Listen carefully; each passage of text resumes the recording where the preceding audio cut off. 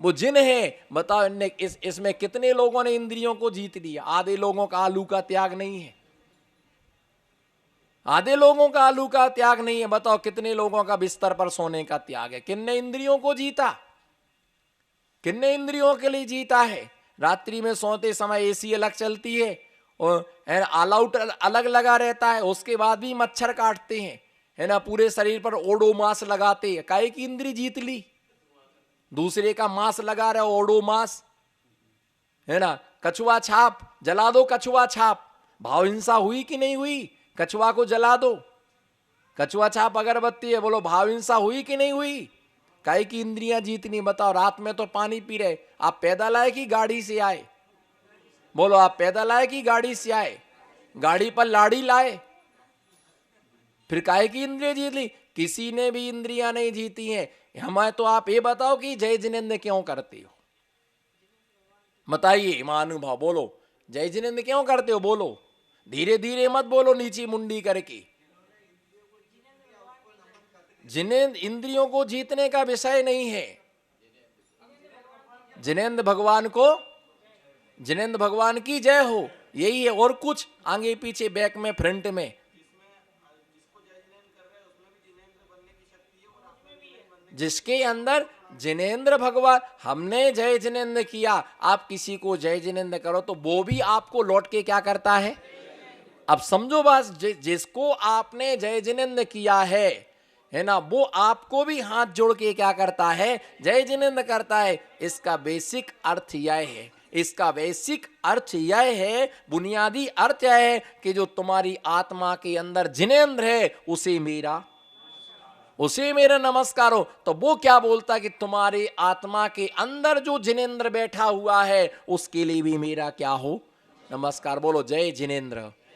जय जिनेंद्र का मतलब ये होता है कि जो तुम्हारे अंदर बैठा हुआ जिनेंद्र है, उस जिनेंद्र को मेरा नमस्कार हो, है ना। और वो कहता तुम्हारे अंदर जो बैठा हुआ जिनेंद्र है, उसके लिए भी नमस्कार हो। तो एक दूसरे के अंदर जिनेंद्र को देख के क्या करते, और जब जिसने एक दूसरे के अंदर जिनेंद्र को देख लिया है, तो झगड़ा कभी हो ही नहीं सकता है।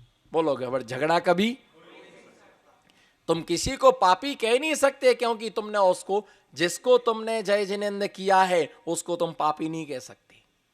जिसको तुमने जय जिनेंद्र किया, उस तुम मिथ्या दृष्टि नहीं कह सकते, अज्ञान, क्योंकि उसकी आत्मा के अंदर तुमने परमात्मा का अन्वेषण किया है, परमात्मा का तुमने अवलोकन किया। इसलिए जय जिनेंद्र किया जाता है कि तुम्हारी आत्मा के अंदर जो बैठा हुआ परमात्मा है, उसके लिए मेरा नमस्कार हो। और जो मेरी आत्मा में है, तो वो तुम्हारी आत्मा को इसलिए 2 बार जिनेंद्र बोला जाता है। कितने बार? 2 बार जिनेंद्र बोला जाता है। तो ऐसे हम नमस्कार करते हैं। विमुक्ति मार्गा प्रतिबोध काया, जो विशेष रूप से मुक्ति मार्ग के उपदेश देने वाले, मुक्ति मार्ग मोक्ष मार्ग का उपदेश देने वाले, हम संसार मार्ग का उपदेश नहीं दे सकते हैं। बोलो, हम संसार मार्ग का उपदेश नहीं दे सकते। हम आपको मोक्ष का मार्ग ही बतलाएंगे।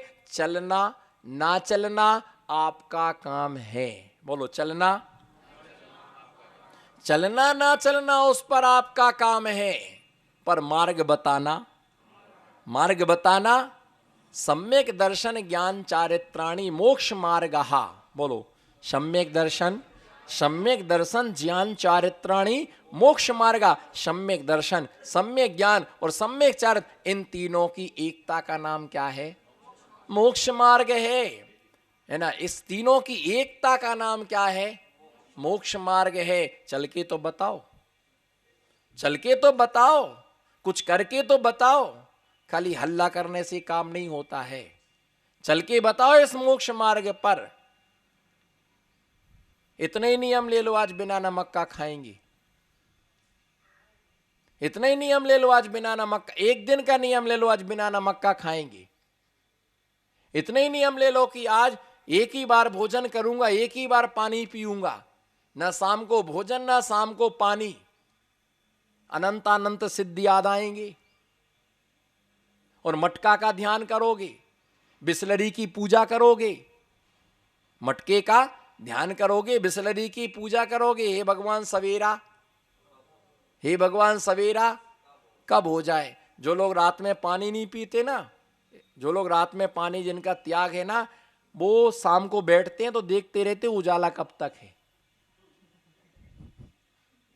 अभी उधर मत देखो, इधर देखो, अभी हमारे तरफ देखो।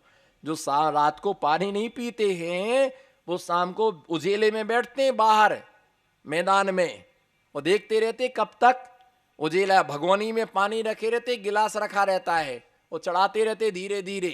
अभी तो बोलो ना फिर पंडित साहब, अभी तो अंधेरा कब था, अभी तो उजाला है। क्यों? रात में पानी नहीं पीना है तो पीते रहते हैं। और उसके बाद भी सवेरे उठते ही नहाते धोते पहले 2 गिलास पानी पीते, उसके बाद भगवान को जन्म जरा मृत्यु विनाश न जन्म नर पामती करते हैं। अगर नहीं पिए पानी तो चल नहीं पाएंगे। मोक्ष मार्ग इतना आसान नहीं है, मोक्ष मार्ग इतना आसान नहीं है। और मैं तो कहता मोक्ष मार्ग ही नहीं बन पाए तो दुखी मत होना कि हम मुनि नहीं बन पाए। ऐसे कई दुखी आत्माएं हैं, बोलो ऐसी कई दुखी आत्माएं जो कहते हैं हम मुनि नहीं बन पाए, हमारे मम्मी पापा ने मुझे फंसा दिया, मेरी शादी कर दी। करम का कल्ला बरमाला किसने डाली थी? मम्मी ने डाली थी कि तूने डाली थी? और बदनाम किसको कर रहा है? नहीं, मेरी तो महाराज जी बिल्कुल इच्छा नहीं थी शादी करने की। बोलना, मेरी तो बिल्कुल इच्छा नहीं थी शादी करने की, मुनि बनना था, लेकिन मम्मी पापा ने शादी करा दी। भैया ये ध्यान रख के चलो, कोई बात नहीं, मुनि नहीं बन पाया तो मत पछताओ। मुनि नहीं बन पाए मत पश्चाताप करो कि मैं मुनि नहीं बन पाया। कोई बात नहीं, तुम मुनि नहीं बन पाए, लेकिन जो मुनि बने हैं उनकी तुम चर्या अच्छे से पालन कराओ। ये भी मुनिपन से कम, ये भी मुनिपन से कम नहीं है। ध्यान से सुनना कि तुम मुनि नहीं बन पाए कोई बात नहीं, लेकिन जो मुनि बने तुम उस मुनि के योग के तुम श्रावक बन जाओ और उनकी अच्छे से चर्या पालन कराओ, उनकी भैयावृत्ति करो, आहार चर्या कराओ, है ना, उनके आहार विहार की समुचित व्यवस्था करो। ये भी मुनि धर्म से कम, ये भी मुनि धर्म से कम नहीं है ना। तुम उनकी चर्या का पालन कराओ अच्छी तरह से। चलो हम नहीं बन पाए, जो बने तो उनको सहयोगी तो बनो, उनकी चर्या तो करो। और अगर तुम मुनि नहीं बन सके, उनकी चर्या पालन नहीं करा सकते, तो कम से कम निंदा तो मत करो, कम से कम निंदा तो मत करो। बस अगर जब जब तुम मुनियों की निंदा करने का भाव होता, मैं तो आपसे निवेदन करता एक दिन का एक आसन करो, एक दिन का एक आसन करो, आपको सब समझ में आ जाएगा कि मुनि धर्म क्या होता है, मुनि की चर्या क्या होती है, मुनि धर्म क्या होता है। मुनि के साथ आहार की बात, पैदल चल के आओ बिना चप्पल के, तब आपको पता चले कि मुनि धर्म क्या होता है। इसलिए है ना, विमुक्ति मार्गा एक ही मार्ग है, संसार के अनेक मार्ग हैं। ओम जी, संसार के बोलो, संसार के अनेक मार्ग हैं, पर मोक्ष का एक ही मार्ग है। आचार्य कुंद कुंद स्वामी अष्टपाण में डग्गो ही मोक्ष मग्गो शेषा अम्मज्ञा जाड़े, नग्नता ही मोक्ष का मार्ग है। बोलो नमो सिद्धार्थ।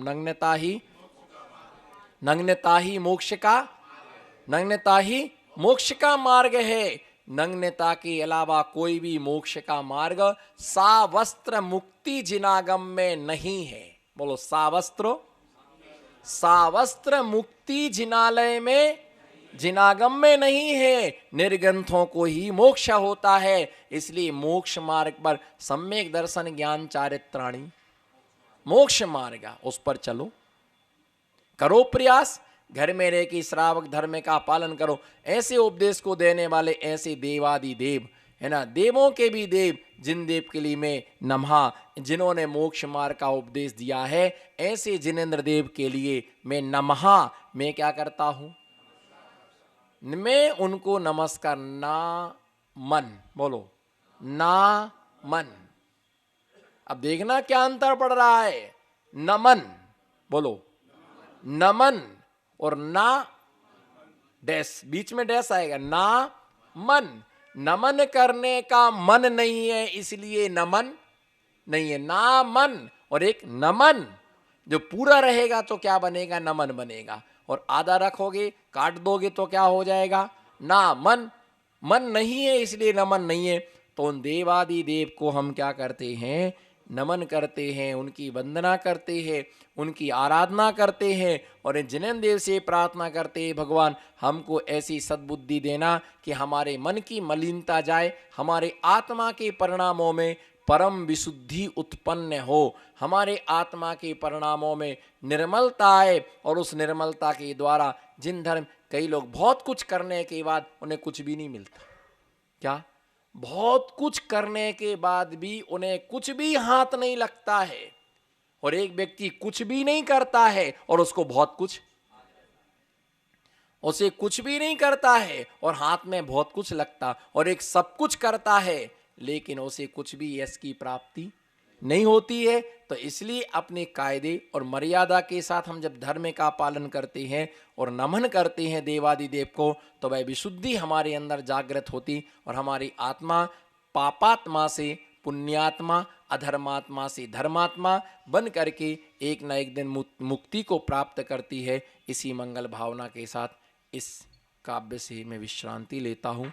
ओम नमः, सबको क्षमा, सबसे क्षमा। वर्तमान शासन नायक वर्धमान स्वामी की, मम गुरु परम पूज्य प्रज्ञा श्रवण आचार्य रत्न बुंदेलखंड के प्रथमाचार्य शिक्षा दीक्षा प्रदाता आचार्य भगवान श्री 108 विराग सागर जी मुनिराज की, अहिंसामयी विश्व धर्मे की। धर्म स्नेही बंधुओं, आचार्य पूज्यपाद स्वामी ने इरियापत भक्ति के अंदर जिनेंद्र देव के दर्शन मात्र से दर्शन मोहिनी जैसे कर्म विलय के लिए प्राप्त हो जाते हैं।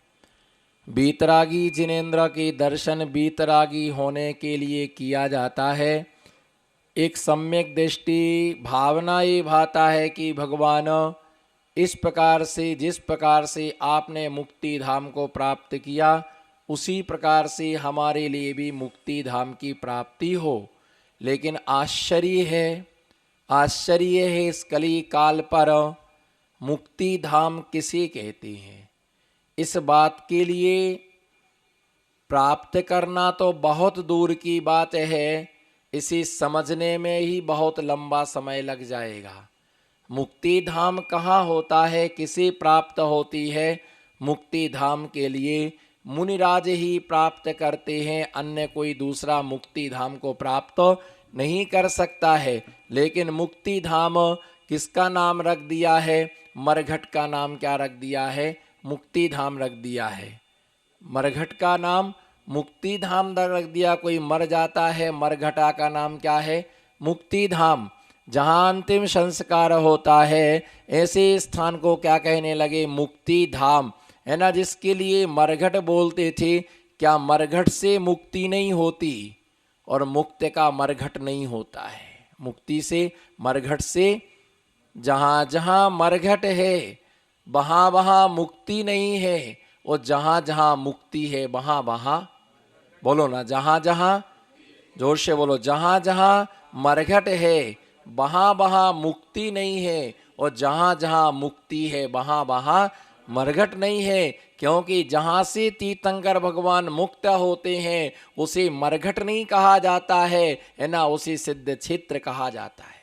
उसे जहाँ से मुक्त होते हैं उसे मरघट नहीं कहा जाता है, उसके लिए सिद्ध क्षेत्र कहा जाता है ना। उसके लिए, है ना, निर्वाण क्षेत्र कहा जाता है। मरघट की पूजा नहीं होती है, पर, है ना, सिद्ध क्षेत्र की क्या होती है?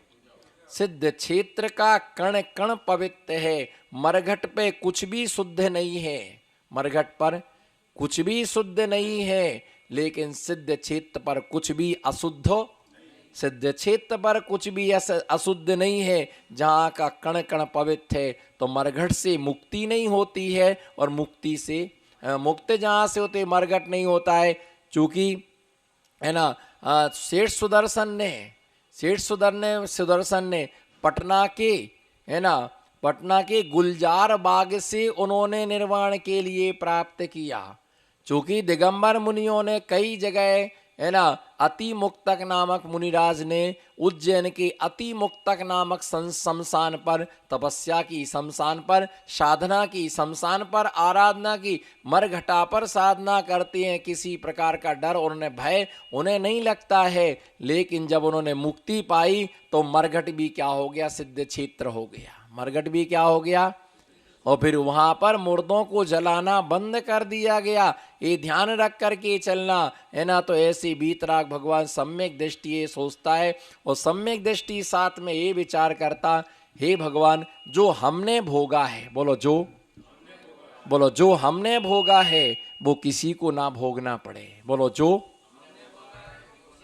जो हमने भोगा है वो किसी को ना भोगना पड़े। जो हमने देखा है, बोलो जो हमने देखा है वो किसी को ना देखना पड़े। जो हमने सुना है वो किसी को ना सुनना पड़े। जैसे दिन हमने निकाले हैं वैसे दिन किसी को ना हो, है ना। किसी जीवंदर कहता है जैसा जन्म हमारा हुआ हे जिनेंद्र देव ऐसा जन्म किसी का ना हो। बोलो जैसा जन्म कौन सोचता है, जीवनधर स्वामी ये कहता है जैसा जन्म हमारा हुआ है हे भगवान इस धरती पर ऐसा जन्म किसी का ना हो, है ना। जो सेठ का पुत्र था, राजा का पुत्र था, कौन, जीवंदर सेठ का पुत्र था, राजा का पुत्र था, जिसका पिता अरबपति था। लेकिन उसका जन्म कहाँ हुआ, शमशान में जन्म हुआ। कहाँ जन्म हुआ, काष्टांगार ने दगा दिया और उसके पिता की मृत्यु कर दी, है ना। लेकिन उसने पिता ने, है ना, जो पिता था उसके पिता ने उसके लिए गरुड़ यंत्र में बिठाल करके रानी को रवाना कर दिया। लेकिन मैं विधि का विधान तो देखो, है ना, वो विमान कहाँ जा करके उतरा, शमशान में उतरा। और उसका जीवंदर का जन्म कहाँ हुआ, शमशान में हुआ। जब उसका जन्म हुआ तब उसके माँ के पास एक भी कपड़ा नहीं था, एक अर्ध जलित कफन डला हुआ था। उस कफन में उसके लिए क्या किया, लपेट करके रखा, उसका पालन और पोषण उसका किया, है ना। निश्चित ही मान करके चलो कि जीवंदर का जन्म कहाँ हुआ, बोलो जीवंदर का जन्म कहाँ हुआ, जीवंदर का जन्म शमशान में हुआ। वो यही सोचता था कि भगवान ऐसा जन्म किसी का ना हो। श्री कृष्ण का जन्म कहाँ हुआ, कारागृह में। वो सोचते थे भगवान हमारे जैसा जन्म किसी का ना हो। श्री कृष्ण ये भावना भाते थे हमारे जैसी मृत्यु किसी की ना हो। श्री कृष्ण का जन्म कारागृह में हुआ और मृत्यु उनकी वनवास में हुई। जंगल में एक बाण के लगने से उनका क्या हुआ, है ना, मरण हुआ, है ना। ऐसा किसी का मरण ना हो, बोलो ऐसा किसी का मरण ना हो। और भगवान में प्रार्थना करता हूं कोरोना जैसी किसी को बीमारी ना हो।